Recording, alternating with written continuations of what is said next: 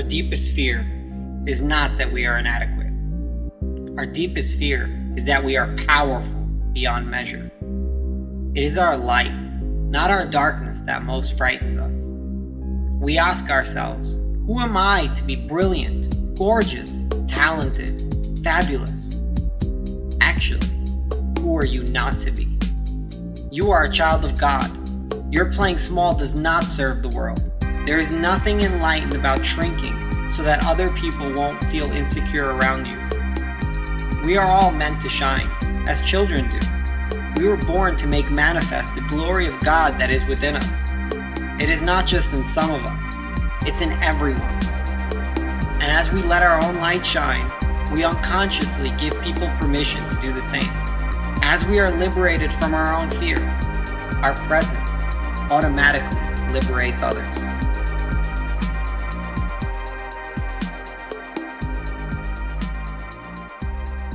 Recently, I saw a friend that I haven't really hung out with since I was a kid.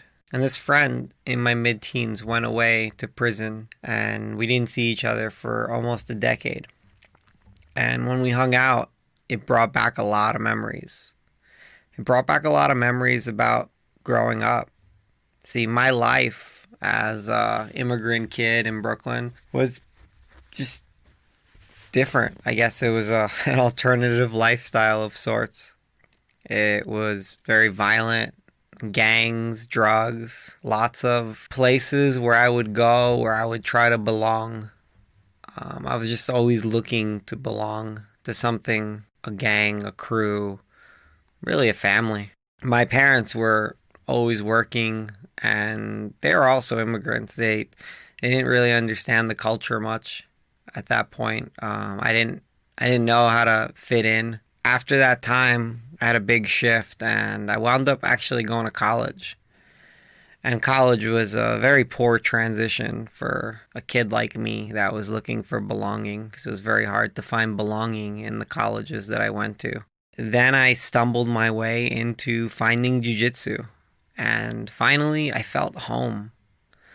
I felt like I can develop myself in this space because it was hard. I was doing hard things, and they resonated with me because I was learning and becoming someone new through each movement, through each action, through each choke. And I was able to go against something or someone at every moment. And that was essentially an unconscious need that I had for very long. And when I found jiu-jitsu, I found it at a place in my life where I really needed it, right? They say that when the student is ready, the teacher appears. And they definitely appeared. They appeared. There were many teachers. I met two friends at like a random space, Alex Bednenko and Michael Putlajan. And they invited me to come train with them at Clockwork Jiu-Jitsu. And there I met the sensei, the instructor, Josh Griffiths. And I truly felt at home from the first day. I felt accepted. I felt good enough. I felt worthy.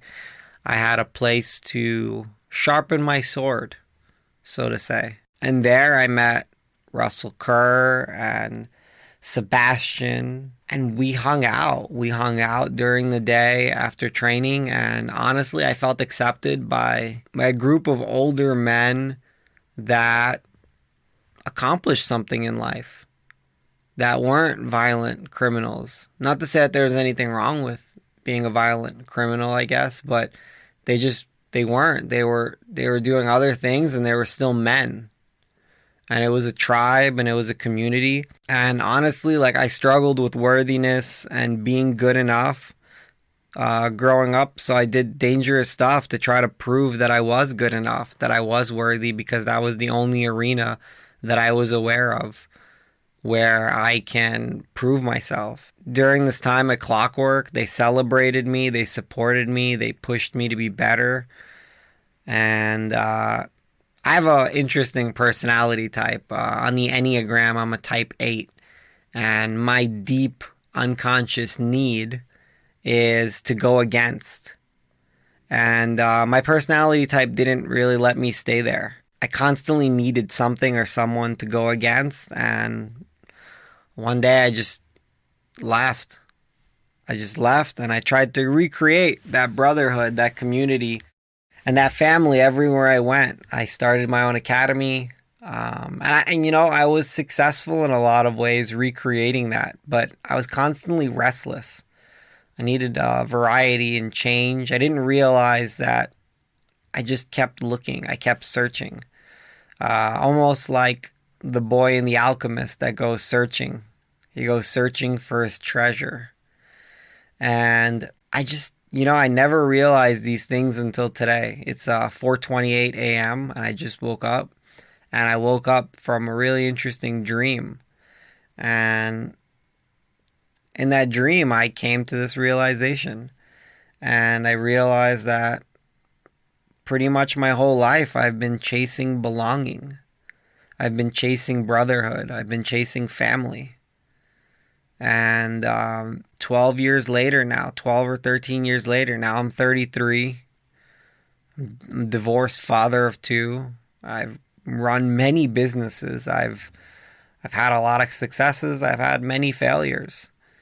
I've had two academies. I've had hundreds and hundreds of students. I've taken many journeys across the world to learn from teachers, to hopefully find a place to belong, to hopefully find a piece of myself that I couldn't see, to mirror pieces of myself that I couldn't see without the mirror. I've experienced so much joy in so many ways, so many teachers that have mirrored back that joy to me, so much pain, and many careers. And I've learned from every one of my students. I've learned from every one of my allies and friends, and even from some of the enemies that I had during those times. Maybe they had the same needs as I did. Someone to go against. And I was a great person to go against. And, I finally realized today that I was always worthy. I always belonged. And I was always good enough. No matter where I went or who I was with, I was always at home. I just didn't realize it because I kept searching for my treasure elsewhere. Young men need a place where they belong. They need a tribe. They need someone to catch them when they fall. They need someone to love. They need someone to learn from. They need someone to teach. They need someone to stand with. And they need someone to sit with and relax with. They need someone to grow with. And they need to know that someone has their back, no matter how bad they fuck up. They need someone to listen to them, to love them, to accept them, and to accept them for all their perfect imperfections. Young men need a tribe. They need a place to become old men. They need a place to become real men. And that's something I've been looking for a really, really long time. And I'm so grateful for all my teachers. Wherever they are, I send them lots of love. And hopefully they understand. Hopefully they understand how powerful they are in this world. All these teachers. How powerful they are to the young men whose lives that they touch. The young men that might have gotten lost in the cracks or went back to lives of crime or just disappeared into wherever people disappear to, however they disappear. I'm so grateful that there were always people there in my life to catch me when I fall and to teach me how to catch people in a way that they might not even realize they're being caught, that lets them keep their ego or their pride, because that's what they did for me. So thank you to my family at Clockwork Jiu-Jitsu. I mean, thank you for all my teachers, but this podcast is dedicated to you guys.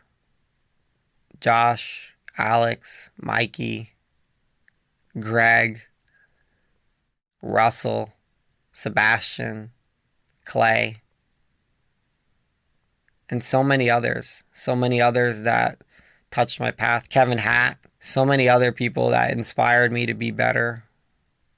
Francisco Pacheco, so many people that stood for me, that supported me, that cheered for me when I won and gave me a shoulder to cry on when I lost. Told me it's okay, we'll get them next time. Thank you. Thank you for being you. Thank you for accepting me for who I was. Thank you for helping me belong, and I'm sure countless others. Oh, and not to mention Alan Spindell. Wow. That man definitely touched my life in so many ways at that academy. And for that, I'm grateful. Moisey, I want to mention you, but you get your own podcast. I love you guys. If you're listening to this, if you're not, I love you anyway. And thank you. Thank you for helping a young man belong when it was truly life or death in more ways than you can imagine.